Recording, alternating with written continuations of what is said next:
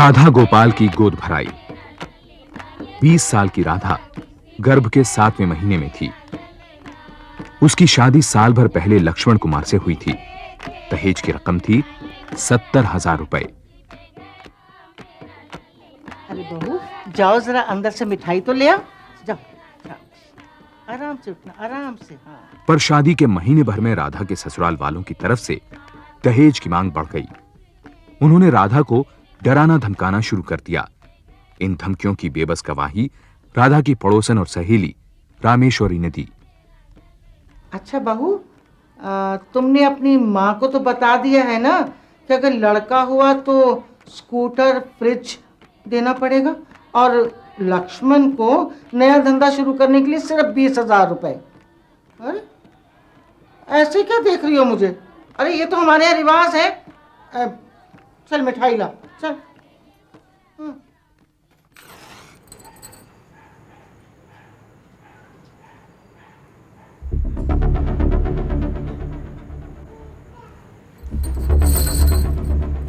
हे भगवान, मेरे होने वाले बच्चे की रक्षा करना। मैं तुझसे सिर्फ यही प्रार्थना करती हूँ।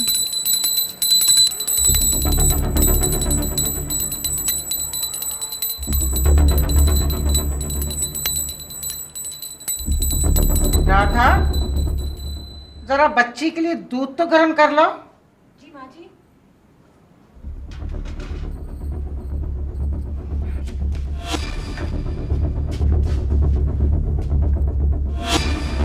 क्या माँ जी देख नहीं रही चूल्हे पर खाना पक रहा है? जाओ, बाहर नया स्टोव रखा है, उसको जलाओ, गर्म करो। जाओ जल्दी से।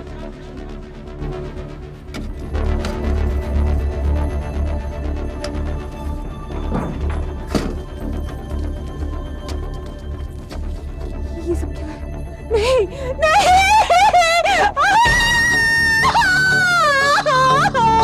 नहीं! बचाओ! बचाओ!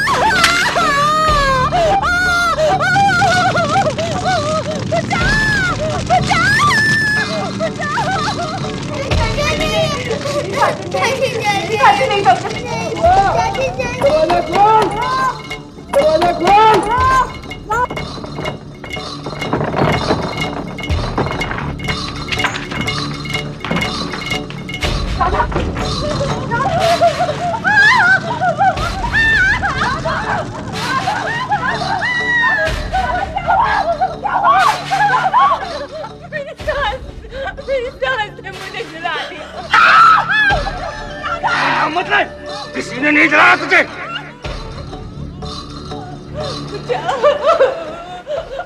उस रात रामेश्वरी ने सत्यरानी को कई बार फोन किया। राधा की जान खतरे में थी। हादसे के 1 घंटे के अंदर सत्यरानी राधा के करीब थीं। नमस्ते दीदी, मैं रामेश्वरी हूँ। मैंने ही आपको फोन किया था। वो अभी अभी राधा को लेकर गए। आइए मेरे साथ।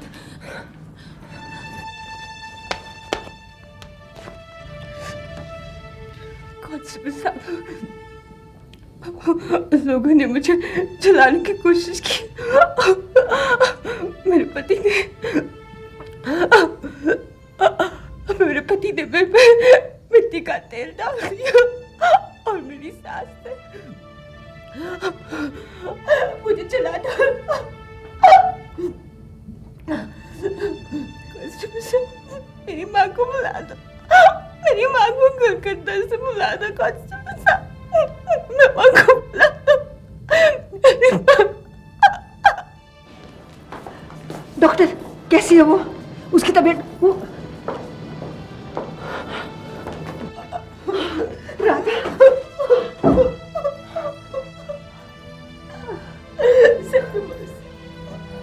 मैं बनना नहीं चाहती सत्यवासी। मैं बनना नहीं चाहती। मुझे बचा, मुझे बचा, मेरे बच्चे को बचा लो सत्यवासी। तुझे कुछ नहीं होगा राधा, कुछ नहीं होगा तुझे। सच्चाई बताने के लिए तुझे जिंदा रहना पड़ेगा। कुछ नहीं होगा तुझे। अगली सुबह 6:10 पर राधा ने दम तोड़ दिया। वो 75% जल चुकी थी। पोस्टमार्टम की रिपोर्ट के अनुसार राधा की कोख में पल रहा लड़का ये सदमा बर्दाश्त नहीं कर पाया। राधा के परिवार वालों के पहुंचने से पहले उसके ससुराल वालों ने उसका अंतिम संस्कार कर दिया। रामेश्वरी, तू इस लड़ाई में मेरे साथ है ना?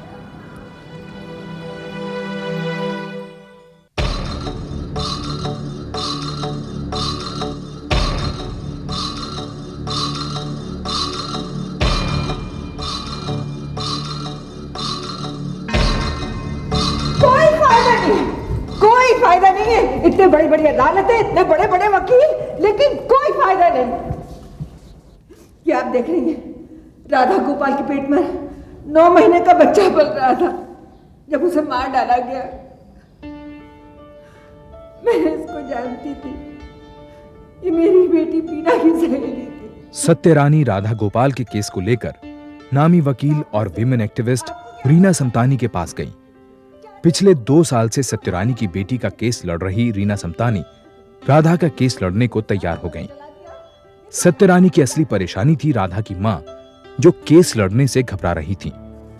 देखिए, वो सहमी हुई, सुबकती हुई औरत जो अपने आंसू बटोर रही है, बेचारी तो ये भी सोचने से घबराती है कि उसकी बेटी का खून हुआ है। आप मुझसे क्या चाहते हैं? बरसों से बहू बेटियों को दहेज के लिए जलाया जा रहा, लेकिन आज तक अदालत इसको जुर्म नहीं मानती और जलाने वालों को खूनी नहीं समझती। अगर आपको बीना का केस लड़ना है तो पहले आपको राधा की जलती हुई आत्मा को इंसाफ दिलाना होगा। आपको राधा का केस लड़ना होगा।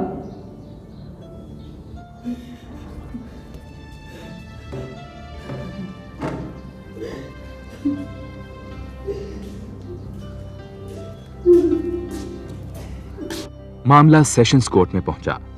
उसके पति लक्ष्मण कुमार और सास शकुंतला देवी को मौत की सजा हुई। भारतीय कानून के इतिहास में पहली बार दहेज हत्या के मामले में अपराधी को मृत्युदंड मिला। इस फैसले से राष्ट्रीय और अंतर्राष्ट्रीय प्रेस में तहलका मच गया। प्रेस ने सेशन जज से उनके फैसले पर तफसील से बात की और केस के हर मुद्दे को जनता के सामने रख दिया। सेशन जज और प्रेस की इस दोस्ती से नाराज हाई कोर्ट ने सेशन जज पर कंटेम्प्ट ऑफ कोर्ट का नोटिस जारी किया और राधा गोपाल का केस रीट्रायल के लिए हाई कोर्ट पहुंचा।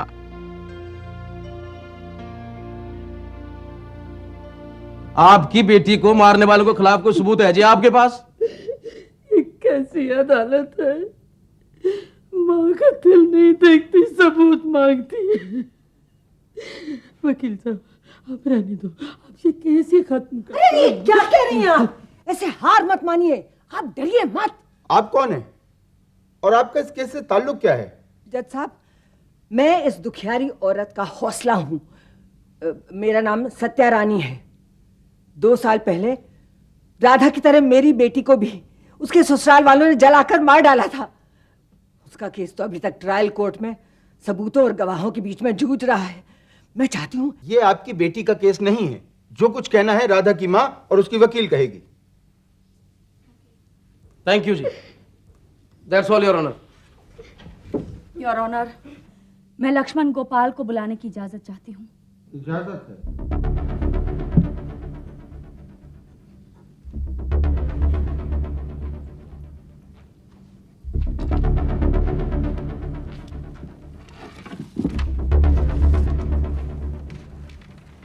मिस्टर लक्ष्मण गोपाल, जिस रात आपकी पत्नी जल रही थी, आप कहाँ थे?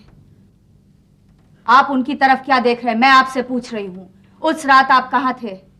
जी मैं तो बस स्टॉप पे गया था अपनी साली को छोड़ने के लिए।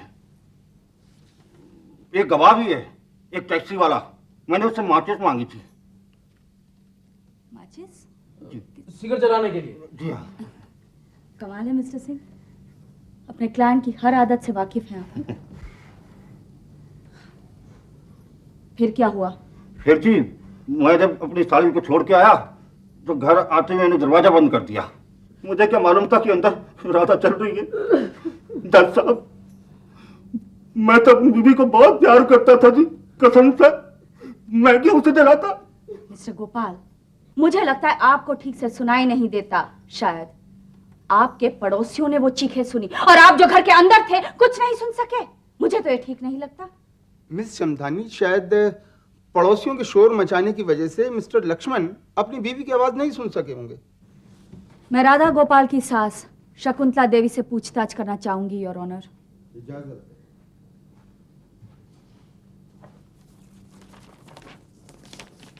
हाँ शकुंतला जी, आप जरा अदालत को बताएंगी कि 1 दिसंबर की रात जब आपकी बहू राधा की साड़ी को आग लगी, आप कहाँ थी और क्या कर रही थी? मैं अपनी पोती को सुला रही थी। फिर राधा ने ये क्यों कहा कि मेरी सास ने मुझे जलाया है? ये झूठ है, बिल्कुल बकवास है। ना, मैं अपनी बहू को क्यों जलाऊंगी जज साहब? दहेज के लिए। हाई कोर्ट जज का फैसला सेशन जज के हर फैसले से अलग था। उन्होंने राधा का आखिरी बयान रद्द कर दिया, कारण बयान पर डॉक्टर या मैजिस्ट्रेट के दस्तखत नहीं थे। उनके अनुसार बयान पर राधा के अंगूठे के निशान भी साफ नहीं थे, यानी वो भी खारिज। हद हो गई जी।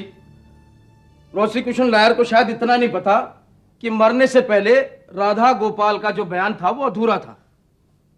डॉक्टर के सही नहीं थे उस पर सिग्नेचर, समझते हैं ना जी आप। और तो और राधा के भी नहीं थे। मेरा ख्याल है वो इतना पढ़ी लिखी तो थी, हैं जी।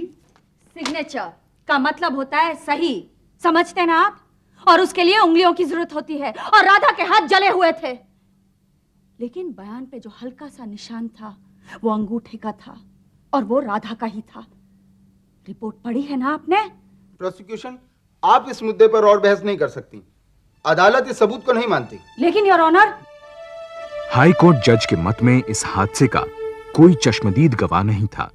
राधा के बालों में मिट्टी के तेल का न पाया जाना इस बात का सबूत था कि तेल राधा पर जबरदस्ती नहीं डाला गया।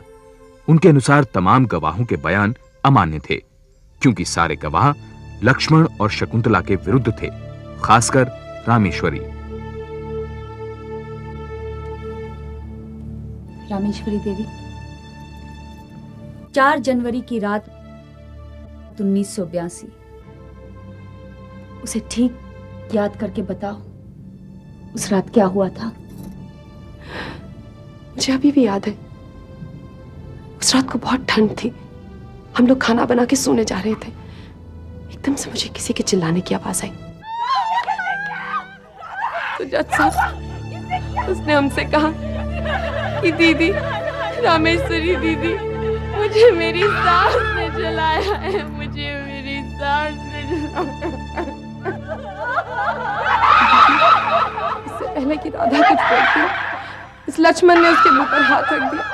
कहने लगा, किसी का नाम मत लेना। वो बेचारी चिल्ला चिल्ला कर किसी का नाम लेना चाह रही थी जज साहब। वो रो रही थी, वो कहना चाह रही थी कि इन लोगों ने ये सब किया है उसको।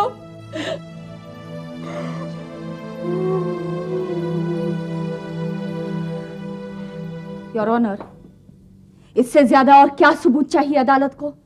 क्या ये काफी नहीं कि राधा ने मरने से पहले 2 बार, एक बार अपनी सहेली रामेश्वरी को और दूसरी बार अस्पताल में कहा कि मेरी सास ने मुझे जलाया है?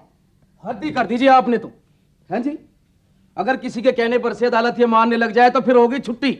और फिर आपने तो अभी बताया कि रामेश्वरी राधा की सहेली है। सिर्फ रामेश्वरी का बयान ही नहीं, इंस्पेक्टिंग ऑफिसर की रिपोर्ट भी साफ साफ ये बताती है। मैंने भी वो रिपोर्ट पढ़ी है।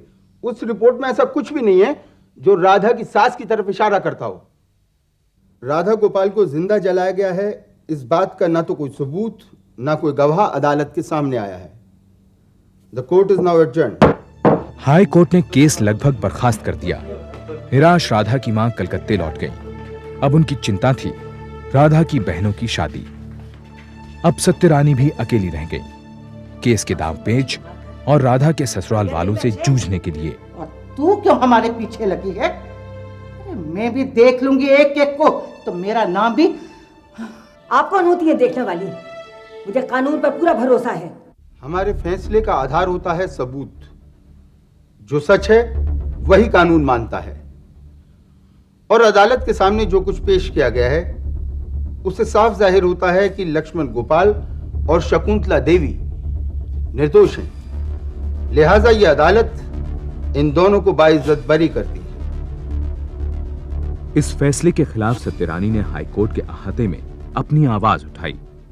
नतीजतन उन्हें कंटेम्प्ट ऑफ कोर्ट का दोषी पाया गया। उधर बरी होने के 3 महीने के अंदर लक्ष्मण ने दोबारा शादी कर ली, मुंह मांगा दहेज लेकर। सत्यरानी ने अन्य महिला संगठनों के समर्थन से इस फैसले के खिलाफ सुप्रीम कोर्ट में स्पेशल लीव पिटीशन दाखिल की। भर्गो देवस्य धीमहि धियो यो नः।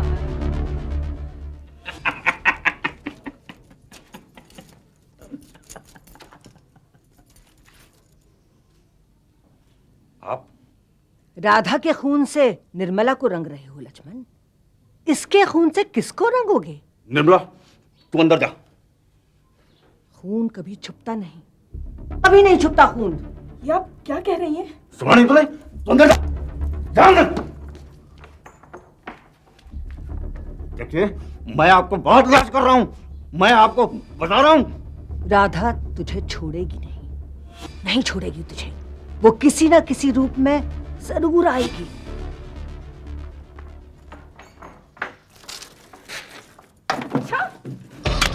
नहीं ऐसे मत करो, नहीं ऐसे चाची चली थी, नहीं चाची ऐसे चली थी, नहीं मुझे मत मारो, नहीं ऐसे मत करो, मुझे मत मारो, मुझे मत मारो, मुझे मत मारो, नहीं ये पता नहीं मुन्नी को क्या हो गया। मैंने तो सिर्फ पानी फेंका था उस पे। तू अंदर चल, अंदर चल। 7 साल की मुन्नी वो चश्मदीद गवाह थी जिसकी सत्यरानी को तलाश थी। मुन्नी ने सत्यरानी को बताया कि जिस दिन राधा जलाई गई उसी दिन घर में एक नया स्टोव और मिट्टी के तेल से भरा 16 लीटर का जेरिकन खरीद कर लाया गया। उसने ये भी बताया कि उसकी चाची राधा को लक्ष्मण और शकुंतला ने जलाया, पर 8 साल से कम उम्र वाले गवाह का बयान कोर्ट में मान्य नहीं था। और इसका सबूत ये इन्वेस्टिगेटिंग ऑफिसर की रिपोर्ट में है। ये रिपोर्ट जिसे हाई कोर्ट ने कोई अहमियत ही नहीं दी। जिस स्टोव के फटने से राधा की साड़ी में आग लगी, उस स्टोव को एग्जामिन करने वाले इन्वेस्टिगेटिंग ऑफिसर को बुलाने की मैं इजाजत चाहती हूँ। इजाजत है। मिलॉर्ड, उस स्टोव को जब मैंने जांच किया तो मैंने पाया कि स्टोव बिल्कुल नया था, उसमें बत्ती भी नहीं थी और जैसे कि उसे कभी इस्तेमाल ही ना किया गया हो। Thank you your honour. इस रिपोर्ट में यह भी दर्ज है कि उस घर के आंगन में 16 लीटर केरोसिन का आधा भरा हुआ जेरी कैन पाया गया। जिस घर में गैस के चूल्हे पे खाना पकता है और जहां कभी केरोसिन लाया ही नहीं गया, इस्तेमाल किया ही नहीं गया, वहां केरोसिन 16 लीटर केरोसिन क्यों लाया गया? मैं उस रात के हादसे को एक बार फिर दोहराना चाहूंगी। राधा को उस रात लक्ष्मण के बड़े भाई के बच्चे के लिए दूध गर्म करने को कहा गया। जी माँ जी। राधा से कहा गया कि वो स्टोव इस्तेमाल करे, पर क्योंकि स्टोव में बत्ती थी ही नहीं, उसके ससुराल वालों को अपने सारे प्लान पर पानी फिरता नजर आया।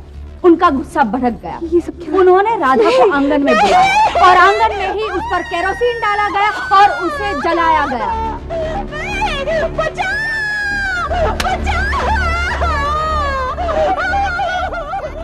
Your Honor, this is a clear case of murder for dowry, a double murder at that. क्योंकि राधा के साथ साथ उसके पेट में पलते 9 महीने के बच्चे का भी खून किया गया। योर ऑनर, इस मेडिकल रिपोर्ट के मुताबिक राधा का जलना 1st या 2nd डिग्री का था। अगर उसके ऊपर कास्लेट डाला जाता, जिसे आप केरोसिन बोल रहे हैं ना जी, वो तो उसकी हालत बहुत ज्यादा खराब होती। यदि आपको याद ना हो तो मैं बता दूं कि इसके मुताबिक उसके बाल और उसका चेहरा नहीं जला था। यदि मेरे मुवक्किल उसे जलाना चाहते तो उसके सिर पर कास्लेट नहीं डालते क्या? योर ऑनर, राधा के कपड़ों यहां तक कि उस पर डाली गई बोरी से काफी केरोसिन पाया गया। कोई भी स्टोव लीक होने से या फटने से इतना केरोसिन नहीं फेंकता। मुझे लगता है राधा के बालों में केरोसिन न मिलने की बात को हाई कोर्ट ने जरूरत से ज्यादा अहमियत दी है। सिर्फ यही सबूत काफी नहीं। योर ऑनर, आज से पहले किसी भी अदालत ने इन दरिंदों को अपनी दरिंदगी की सजा नहीं दी, लेकिन फिर भी लोग यहाँ आते हैं, फिर भी दरखास्तें पेश की जाती है, फिर भी केस लड़े जाते हैं। क्यों your honour? That's all your honour. Supreme Court ने हाई कोर्ट का फैसला उलट दिया। सुप्रीम कोर्ट की नजर में राधा की मौत एक दुर्घटना नहीं थी। राधा की मौत एक सोच समझकर की गई हत्या थी। जिसके जिम्मेदार लक्ष्मण और शकुंतला मौत की सजा के हकदार थे। चूंकि सत्या को 5 साल हो चुके थे, इसलिए उन्होंने लक्ष्मण और शकुंतला को इंडियन पीनल कोड 302 के तहत उम्र कैद की सजा सुनाई। पर इस फैसले के बाद भी लक्ष्मण और शकुंतला गिरफ्तार नहीं किए गए। फैसले के 3 साल बाद एक दिन अचानक किसी पत्रकार ने सत्यरानी को लक्ष्मण और शकुंतला का पता बताया। सत्यरानी ने पुलिस को शकुंतला और लक्ष्मण को गिरफ्तार करने को कहा। साथ ही यह धमकी भी दी कि अगर ऐसा न हुआ तो वो 500 महिलाओं के साथ आमरण अनशन पर बैठ जाएंगी। आज तक लक्ष्मण कुमार और शकुंतला देवी तिहाड़ जेल में उम्र कैद की सजा काट रहे हैं, लेकिन सत्यरानी की बेटी बीना का केस आज 19 साल बाद भी अदालती कार्रवाइयों के भंवर में है।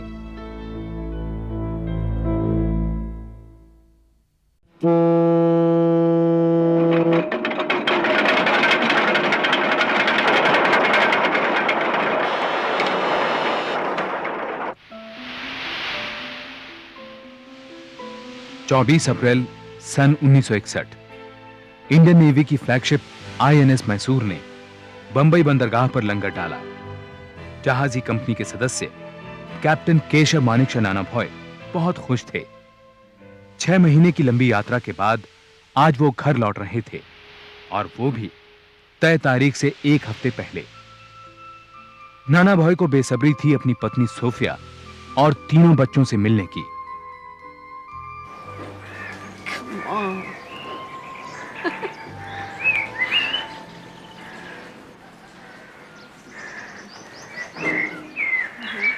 हाय हाय हाय हेलो। तुम तो अगले हफ्ते? जी हाँ, मैं अगले हफ्ते आने वाला था, लेकिन जरा सा प्रॉब्लम हो गया।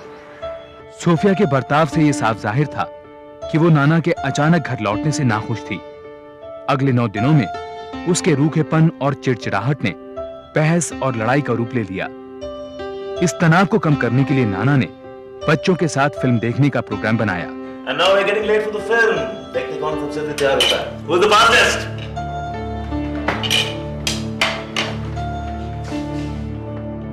लेकिन इससे पहले कि वो फिल्म के लिए निकलते, सोफिया ने नाना को बताया कि अब वो किसी और से प्यार करने लगी है। कौन है ये आदमी?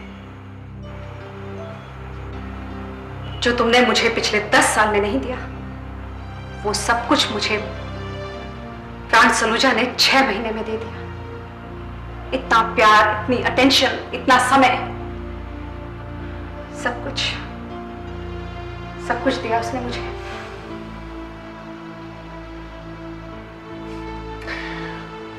प्राण सलूजा।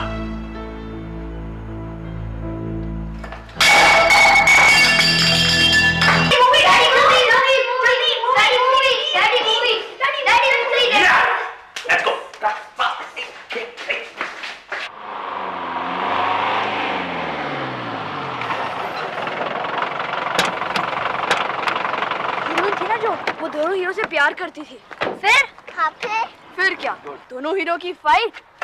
Keep quiet. जब देखो शोर मचाते रहते हैं। We shouldn't be watching such movies anyway. Daddy, आप फिल्म देखने चलेंगे? डॉगी की दवाइयाँ कौन लाएगा बेटा?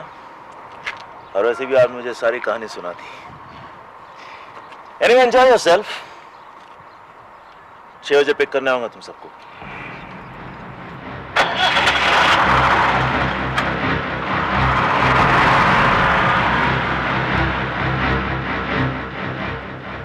परेशान नाना ने आत्महत्या करने की ठान ली, लेकिन वो एक बार प्राण आहूजा से मिलकर ये पूछना चाहते थे कि क्या वो वाकई सोफिया से शादी करेगा। प्राण के घर जाने से पहले नाना ने अपने जहाज के स्टोर से एक सर्विस रिवॉल्वर और 6 बुलेट्स इशू कराए।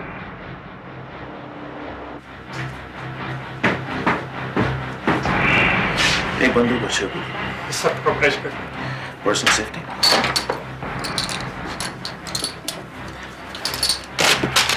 अहमद नगर जाना रात को। लिख लो। Thank you. No, you here? क्या बात? Sir, Nothing. Excuse me, sir.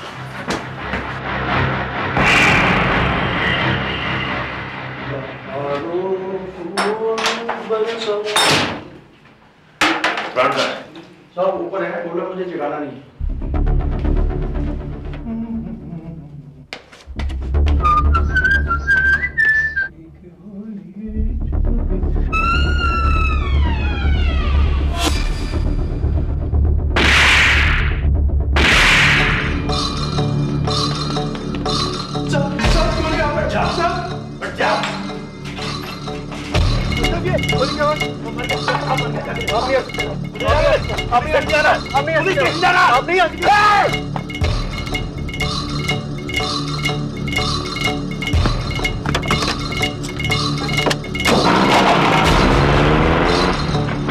हादसे के बाद नाना ने अपने सीनियर कॉमोडोर नंदी को फोन किया। नाना का दिमाग स्थिर नहीं था। वो बार बार एक ही बात दोहरा रहे थे, मैंने उसे मार डाला। कॉमोडोर नंदी ने नाना को एक ही सलाह दी, आत्मसमर्पण, सरेंडर।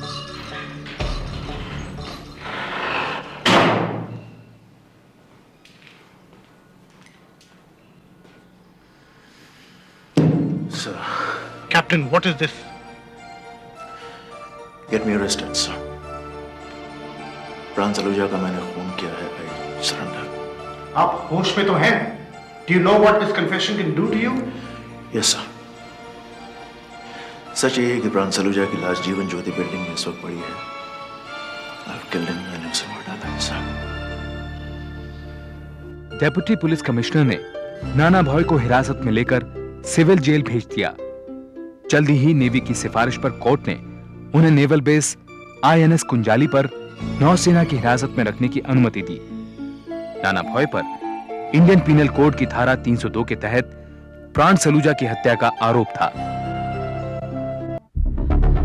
प्रेस में छपी सीमा की रक्षा में लगे सिपाही की पीठ पीछे उसकी पत्नी की बेवफाई की कहानी ने नाना भॉय को जनता का हीरो बना दिया।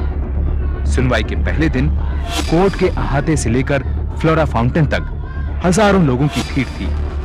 हवा में नाना भॉय जिंदाबाद के नारे गूंज रहे थे।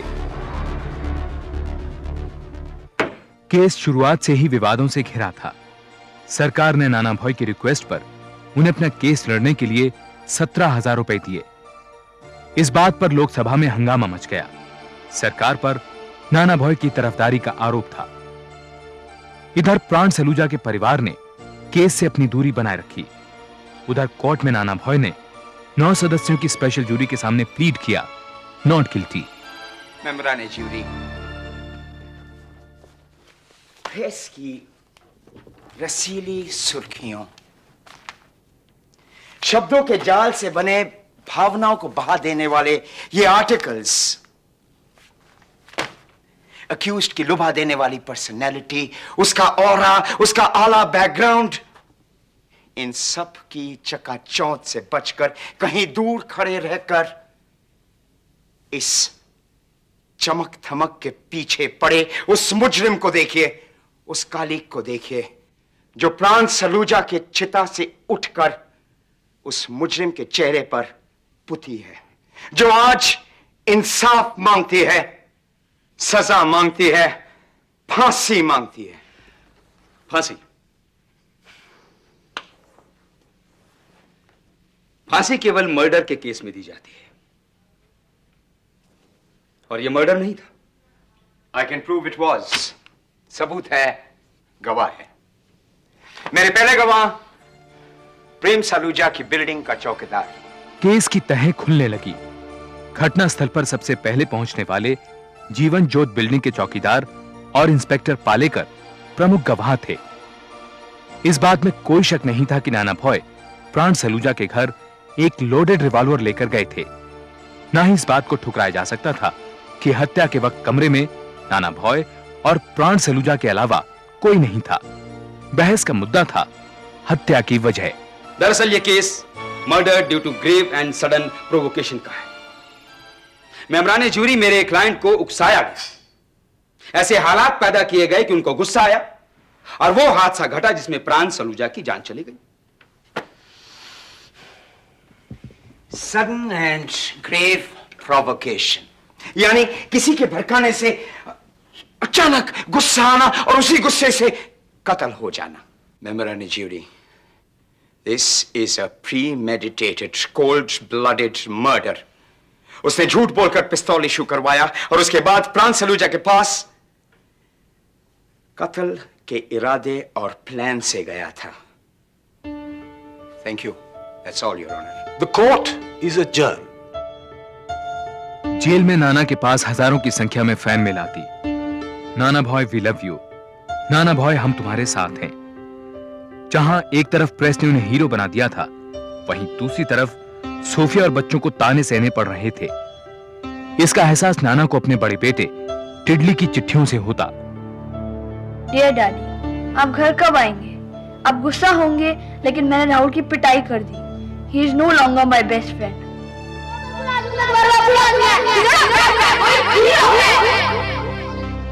क्या आप सचमुच बुरे आदमी हैं? मैंने मम्मी से पूछा तो वो तो कुछ बोलती ही नहीं है। आपका टिडली।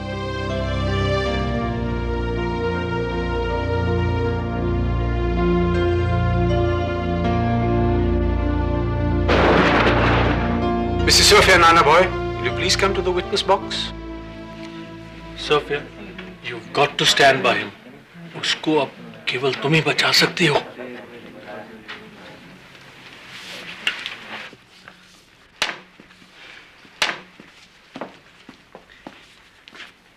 मिसेज नाना भॉय, क्या आप इन लेटर्स को पहचानती हैं? जी। किसने लिखे? प्राण सलूजा ने मुझे। क्या ये चिट्ठियां कहीं भी दर्शाती हैं कि प्राण सलूजा आपसे शादी करना चाहता था? जवाब दीजिए, जवाब दीजिए मिसेज नाना भॉय। आपके जवाब पर किसी की जिंदगी का फैसला होगा। चिट्ठियों में शादी का कोई वायदा नहीं किया गया है।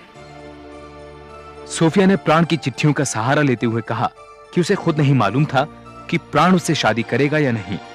उसने कोर्ट को बताया कि वारदात के दिन नाना प्राण के घर कत्ल के इरादे से नहीं, बल्कि किसी सवाल का जवाब पाने के लिए गए थे।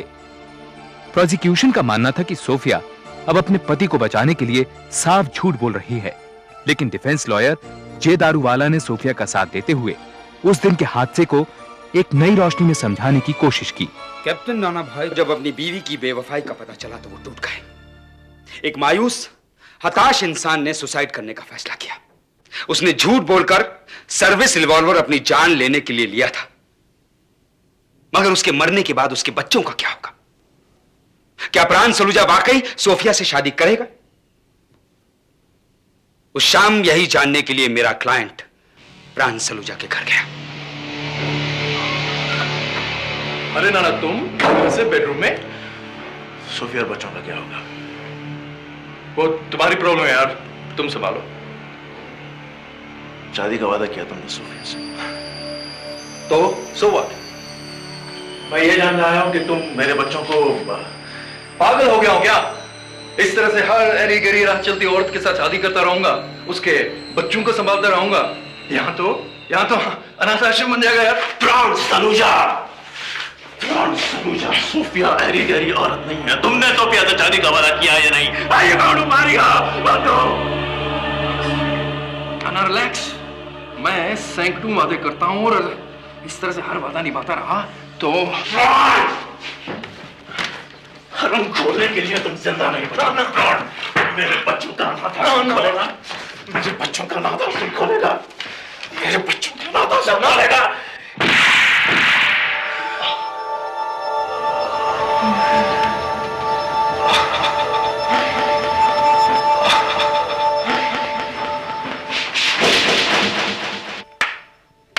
वाह जनाबे वाले, क्या उम्दा कहानी गढ़ी है।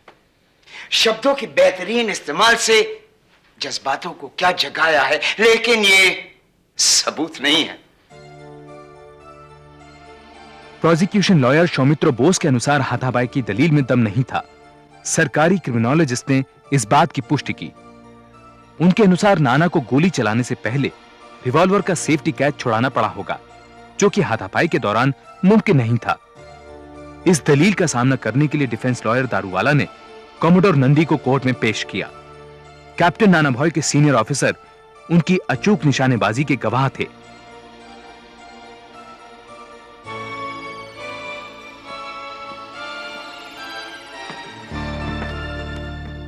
कमोडोर नंदी, कैप्टन नाना भॉय का निशाना कैसा है? हमारे सबसे अच्छे निशानबाजों में से एक हैं वो। अगर प्राण सलूजा को मारना चाहते तो उनके जिस्म के एक एक ऑर्गन में गोलियां चुन चुन के अलग अलग मार सकते थे। प्राण सलूजा को जो गोलियां लगी या तो कोई नए सीखे निशानबाज ने लगाई और या फिर हो सकता है एक हाथापाई में चल गई। Thank you commodore Nandi.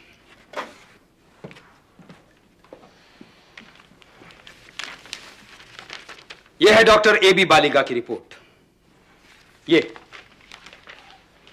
जो इस बात की तफ्तीश करती है कि जिस ढंग से, जिस एंगल से प्राण सलूजा को गोलियां लगी थी वो हाथापाई के दौरान चली थी। मगर यह हाथापाई क्यों हुई योर लॉर्डशिप? डिफेंस का कहना है कि हाथापाई की वजह प्राण सलूजा का सोफिया से शादी ना करना था, राइट? लेकिन प्राण सलूजा सोफिया से शादी करना चाहता था। ये 3 कागजात इस बात को प्रूव करते हैं। प्राण सलूजा की चिट्ठियां जो चीख कर कह रही है सोफिया मुझसे शादी करो। सर, आपने मुझे ये बात बताई नहीं। सोफिया के चरित्र पे कोई आंच नहीं आनी चाहिए, चाहे कुछ भी हो जाए। कोर्ट में सबूत के तौर पर 26 प्रेम पत्र पेश किए गए, सोफिया के प्राण के नाम और प्राण के सोफिया के नाम। इन खतों में प्राण की प्रेमिकाओं की चिट्ठियां भी शामिल थीं। एक खत था पैम का, जिसकी प्राण से तथाकथित रूप से शादी हो चुकी थी। तुम पर या बच्चों पर अब कोई आंच नहीं आएगी। सारे इंतजाम मैंने कर दिए हैं, इंश्योरेंस व्हाटएवर। और मेरा? समझदार हो, समझ जाओगी। मैंने कोर्ट में झूठ बोला था कि प्राण मुझसे शादी करना नहीं चाहता था। तुम रिहा होकर वापस आओगे, मेरा विश्वास है। विश्वास सोफिया, विश्वास कभी वापस नहीं आता। क्या अक्यूज्ड अपनी सफाई में कुछ कहना चाहेगा?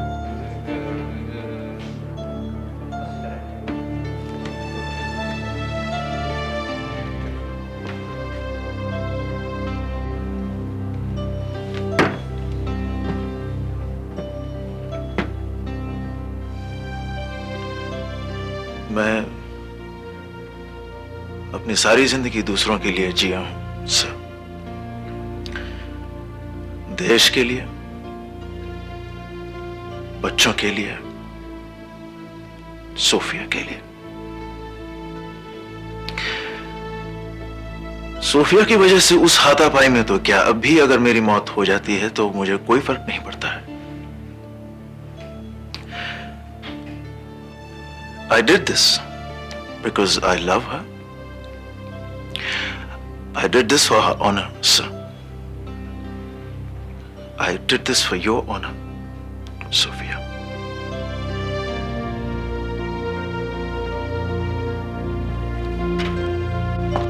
मेंबरान जूरी, आपने दोनों पक्षों की दलीलें सुनी। अब मैं आपको यह बताना चाहूंगा कि दफा 302 के तहत कत्ल की सजा मौत या उम्र कैद है, मगर दफा 300 के तहत अगर कत्ल किसी के उकसाने पर अचानक आवेश में हुआ तो वो कत्ल नहीं माना जाता। It's an exception. अब एक आदमी की जिंदगी का फैसला आपके हाथों में है। कोई भी होता यही करता। जूरी को निर्णय लेने में 140 मिनट का वक्त लगा। नाना का मार्मिक बयान, प्राण का आशिकाना मिजाज, डिफेंस की हाथापाई की दलील, मीडिया की उत्तेजना और पब्लिक सिंपैथी। फैसला आसान नहीं था। क्या मेंबरान जूरी किसी फैसले पे आए? We have your honor. Court को फैसला सुनाइए। ये जूरी 8 के मुकाबले 1 के मत में फैसला करती है कि कैप्टन नाना भॉय versus state of Maharashtra case में डिफेंडेंट बेगुनाह है, उसे बाइज्जत बरी किया जाए। ऑर्डर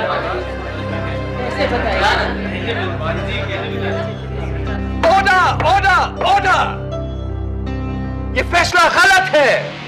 जज्बात है, सबूत नहीं, मजाक है, कानून नहीं। ये हरगिज नहीं होने दूंगा। I will not let a guilty man go scot free. Nana boy कातिल है और उनको सजा मिलेगी। मैं इस केस को हाई कोर्ट की डिवीजन बेंच भेजता हूं।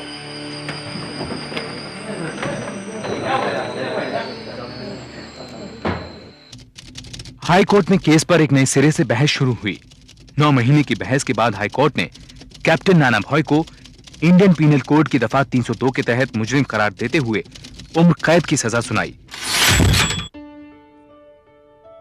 नाना भॉय ने सुप्रीम कोर्ट में अपील की, लेकिन सुप्रीम कोर्ट ने हाई कोर्ट का फैसला बरकरार रखते हुए उन्हें पूना जेल भेज दिया।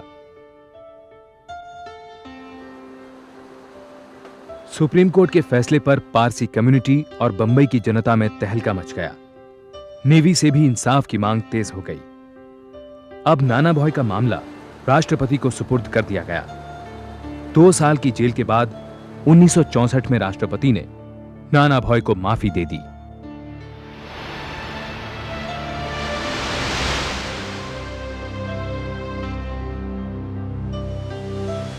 जेल से छूटते ही नाना भॉय सोफिया के पास लौट गए। कैप्टन नाना भॉय सोफिया और अपने 3 बच्चों के साथ कनाडा जा बसे। भारतीय कानून के इतिहास में जूरी द्वारा ट्राई किए अंतिम चंद केसों में से ये एक था। 1962 में जूरी सिस्टम समाप्त कर दिया गया। दिसंबर 1984 की एक सुबह तान्या देसाई अपने 5 साल के बेटे अनिमेश के साथ अपनी ससुराल से निकल पड़ी। 6 साल पहले तान्या की शादी शरद देसाई से हुई थी। उस समय वो सिर्फ 17 साल की थी। साल भर में दोनों के एक बेटा हो गया, लेकिन शादी बेमेल थी।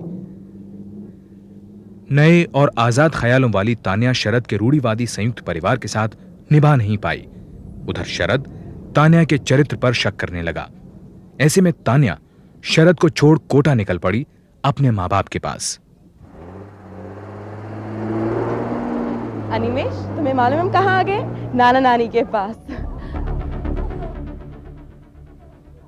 अनिमेश, मेरे पास ही रहना, ओके? कहीं इधर उधर मत भागना, ओके?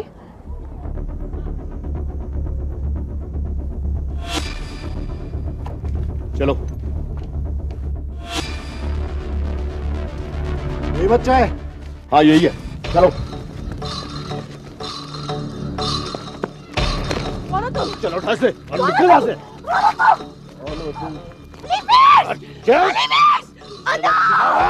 ज्यादा कैसे चिल्लाएगी ना तो उतार दूंगा पूरा का पूरा।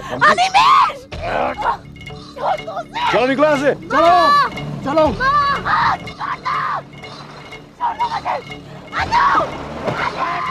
अपहरण के सदमे से तान्या को नर्वस ब्रेकडाउन हो गया, लेकिन फिर भी वो वापस अहमदाबाद आई और शरद पर अपने बेटे अनिमेश के अपहरण का आरोप लगाते हुए सेशंस कोर्ट में पिटीशन दाखिल की और साथ ही अनिमेश की कस्टडी की मांग की। मेरी अपील है कि बच्चे को कोर्ट में हाजिर किया जाए। मेरी क्लाइंट श्रीमती तान्या देसाई को बार बार फोन पे धमकाया गया कि उनके बच्चे का कत्ल कर दिया जाएगा और जिम्मेदार उन्हें ठहराया जाएगा। और फोन करने वाला कोई शातिर क्रिमिनल नहीं था, बल्कि वही शख्स था जिसे तान्या देसाई ने अपना जीवन साथी चुना था। और मिस्टर शरद देसाई ने यह प्रूव कर दिखाया कि वो सिर्फ धमकी नहीं दे रहे थे। 17 फरवरी को कोटा बस डिपो से अनिमेश देसाई को किडनैप कर दिया गया। जरा सोचिए योर ऑनर, क्या बीती होगी उस बच्चे पर जब गुंडे उस पर टूट पड़े और जब उसकी मां के साथ बदतमीजी की जा रही थी। जब मेरी क्लाइंट एफआईआर दर्ज करवाने गई तो पुलिस ने साफ इनकार कर दिया, क्योंकि मिस्टर शरद देसाई ऑलरेडी उन्हें प्रेशराइज कर चुके थे। योर ऑनर, जो आदमी अपनी बीवी तक के साथ गुंडागर्दी पर उतर सकता है, उसकी कस्टडी में रहने से बच्चे की जान को खतरा है। इसलिए I again appeal to you your honour, we are very concerned about the child. Please बच्चे को कोर्ट में हाजिर किया जाए। I cannot understand, Your Honor, however like kidnapping can be used. सिर्फ यही एक तरीका था कि जिससे एक बाप अपने बच्चे को उसके बिछड़े हुए घर तक ला सकता था। और जनाब, whole world knows that the father is the lawful guardian of the child. Of course, this is kidnapping, Your Honor. Of course not, Miss Banerjee. Legally, आप kidnapping शब्द का इस्तेमाल नहीं कर सकती हैं. According to the Hindu law or Guardians and Wards Act, Father is the natural guardian of the child. Mr. Luthra, please proceed. हकीकत तो यह है योर ऑनर कि यही तानिया देसाई थी जो बच्चे को लेकर घर से चोरी छुपे गायब हो गई। अन्य कस्टडी केसेस की तरह इस केस में भी दोनों पक्षों ने एक दूसरे पर जमकर कीचड़ उछाला। शरद के वकील ने तानिया को चरित्रहीन बताया। उसके अनुसार तानिया का मॉडलिंग करियर और असुरक्षित बरसाती दोनों ही अनिमेष के लिए उचित नहीं थे। दूसरी तरफ शरद पर तानिया से मारपीट करने और शराब पीने का इल्जाम तानिया के वकील ने लगाया, जिसकी वजह से उसे अनिमेष की जिम्मेदारी नहीं सौंपी जा सकती थी। इनफैक्ट जब श्रीमती तानिया देसाई प्रेग्नेंट थी और उनका चौथा महीना चल रहा था, तब मिस्टर शरद देसाई ने उन्हें अबॉर्शन करवाने के लिए कहा था। इस बात पर काफी झगड़े हुए थे। In fact mister Sharad Desai kicked her in the stomach. क्या प्रूफ है आपके पास? Yes, Miss Banerjee. Court only looks at proof. Look at this man, Your Honor. Look at this. Does he look like? He can harm even a fly. और जरा इनसे पूछे your honour, जिन्होंने कभी अपने बच्चे को अपना दूध भी पिलाया? नहीं, सिर्फ 11 महीने जनाब। 11 महीने के उस मासूम बच्चे को इन्होंने डिब्बे के दूध के सहारे छोड़ दिया। जिस औरत में मां की ममता ही नहीं, वो मां कैसे हो सकती है योर ऑनर? जज ने तारीख मुलतवी करनी शुरू की और केस खींचने लगा। इस बीच शरद और तानिया ने डिवोर्स बाय म्यूचुअल कंसेंट के पेपर दाखिल किए। शर्तें थीं, तानिया को जायदाद का हिस्सा नहीं मिलेगा और बदले में अनिमेष तानिया के साथ रहेगा। लेकिन सुनवाई के दौरान अनिमेष की कस्टडी की बात फाइल्स में ही रह गई और अनिमेष शरद के साथ ही रहा। केस की रफ्तार से निराश तानिया ने विजिटेशन राइट्स की मांग रखी। इसके बावजूद अनिमेष से उसकी मुलाकात ना के बराबर रही। हमें अकेला छोड़ दो प्लीज। ताकि तुम इसे फिर से भगा के ले जा सको। शरद प्लीज थोड़ा बड़े होने की कोशिश करो। बचपना तो तुम कर रही हो तान्या।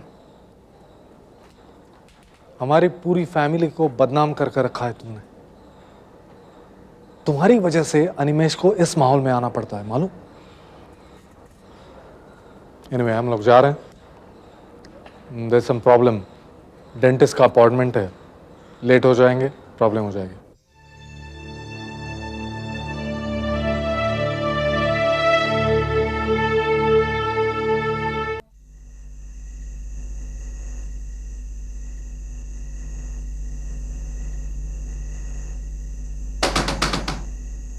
कौन है?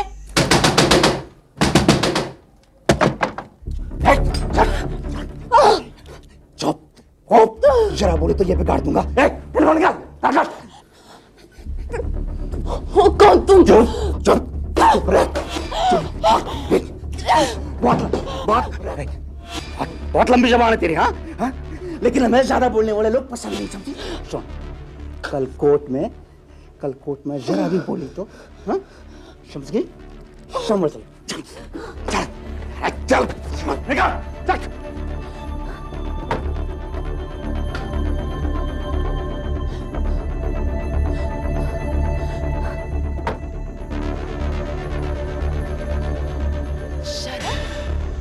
शरद! ऐसा कैसे कर सकते हो? How could he?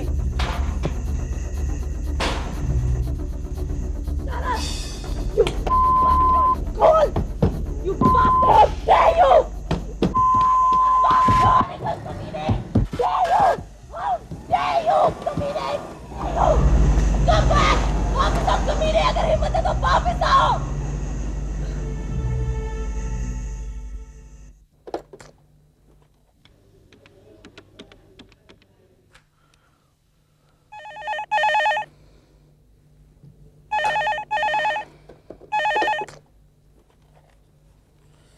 Hello Luthra यार।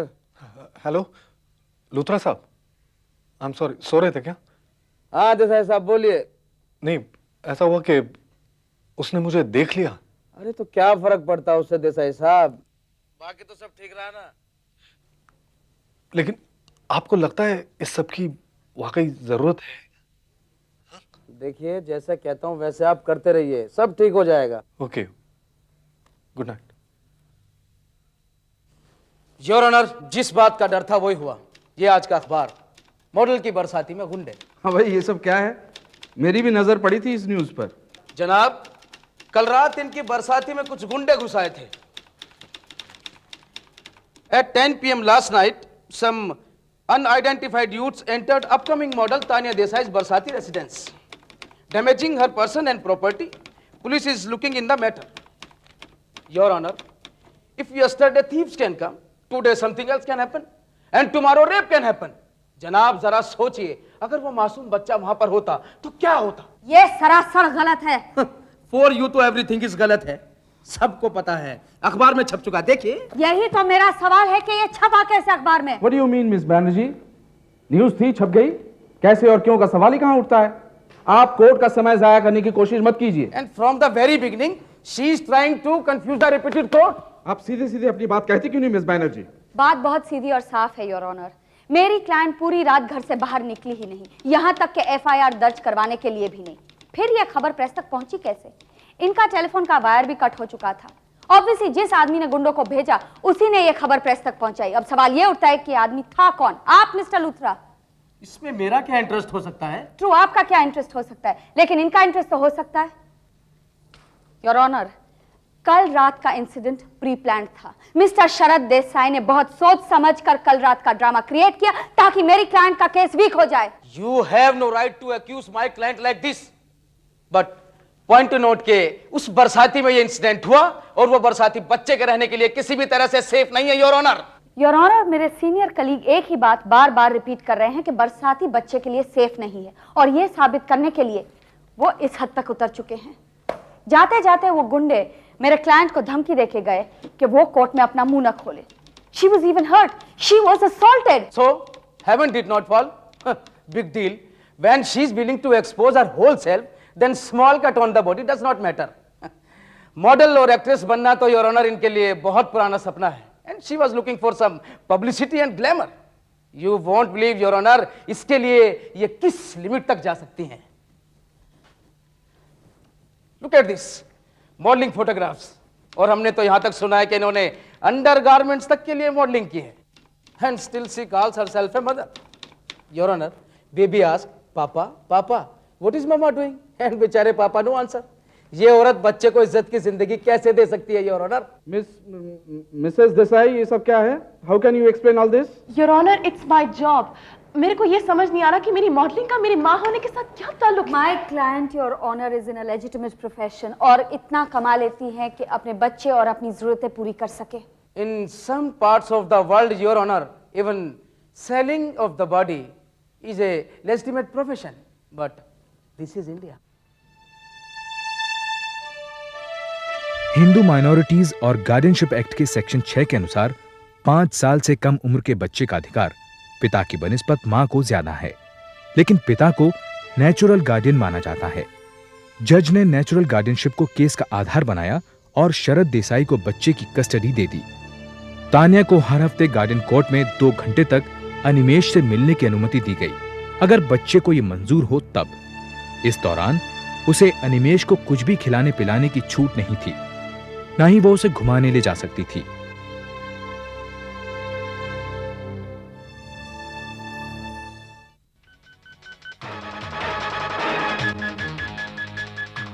अगले 6 साल तक तान्या ने बंबई में एक्ट्रेस बनने की बहुत कोशिश की, लेकिन लंबे इंतजार के बावजूद उसे सिर्फ बी ग्रेड फिल्मों में छोटे मोटे रोल्स ही मिले।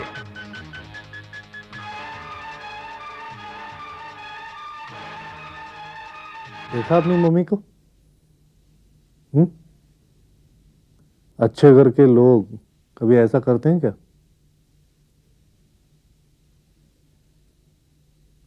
उन्हें तो हमारी याद भी नहीं आती होगी। तुम कितना याद करते हो उन्हें? कभी तुम्हें फोन तक किया उन्होंने? एनीवे, मैं हूं ना तुम्हारे साथ। हमें मामा की कोई जरूरत नहीं है, तुम सो जाओ। अनिमेश तान्या से दूर होता गया। तान्या अनिमेश से मिलने हर हफ्ते अहमदाबाद आती, पर शरद उसे अनिमेश से नहीं मिलने देता। कभी एग्जाम्स का बहाना, कभी बीमारी, कभी यह कि अनिमेश खेल रहा है। समय के साथ तान्या के लिए भी शूटिंग और प्रीमियर्स के बीच अपने बच्चे के लिए समय निकालना मुश्किल हो गया। अनिमेश अपनी मां से दूर बड़ा हो गया।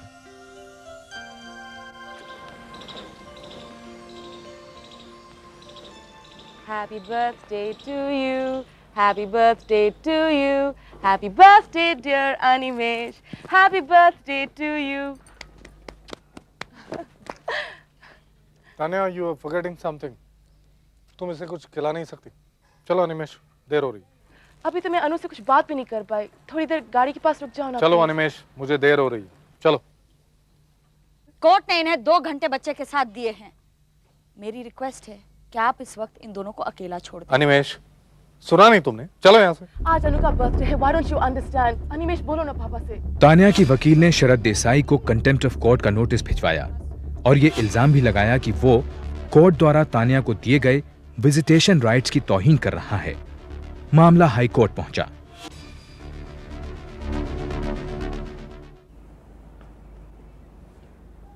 हाँ देसाई साहब, मायूस मत होइए।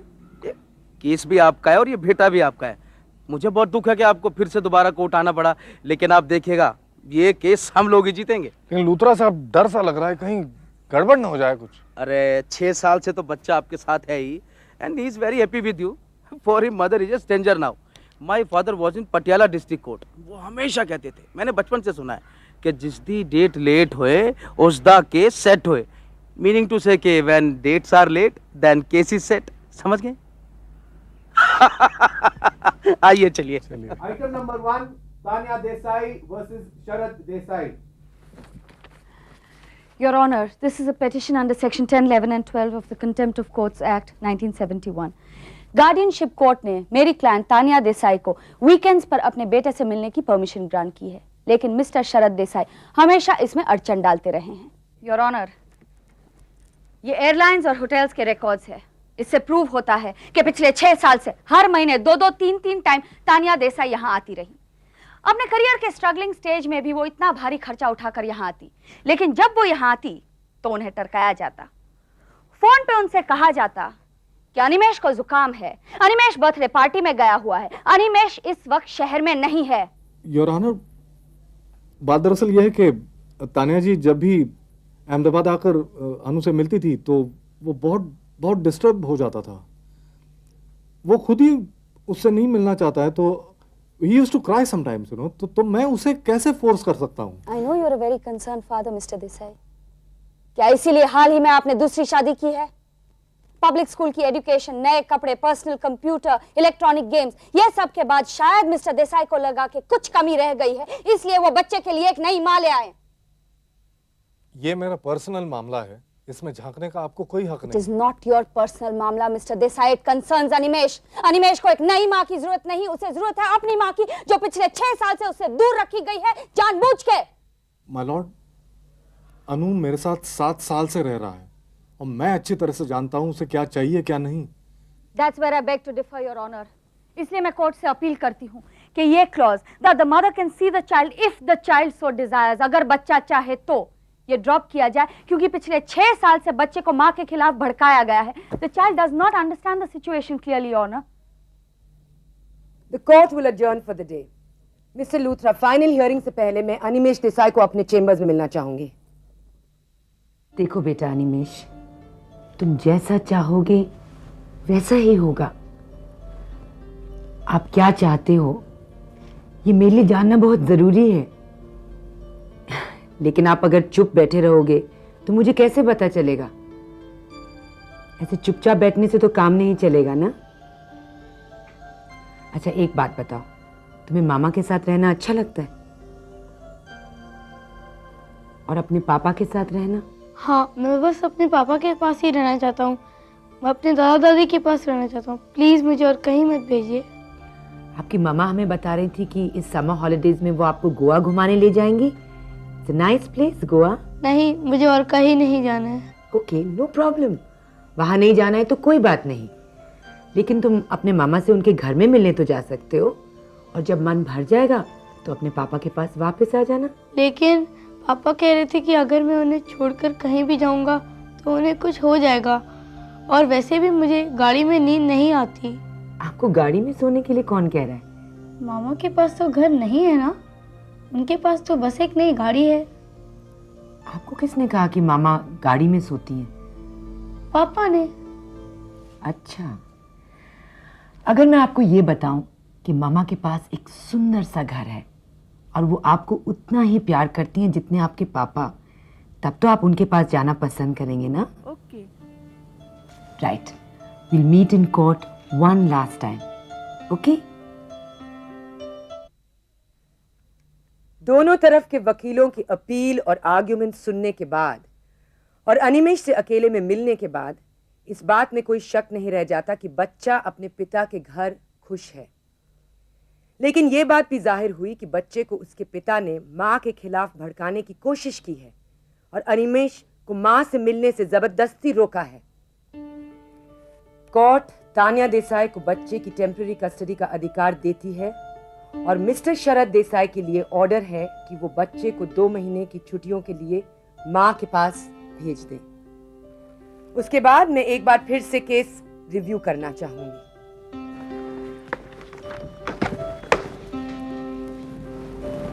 He's yours. जाओ।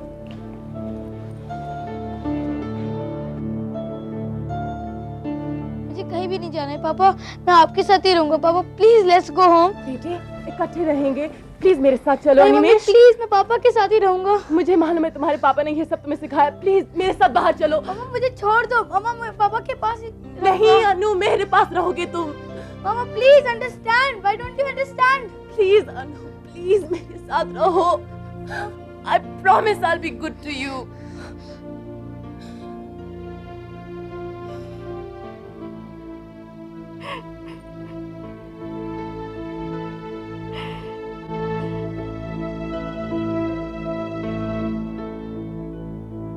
जीत के इतने करीब आकर तान्या ने केस वापस ले लिया।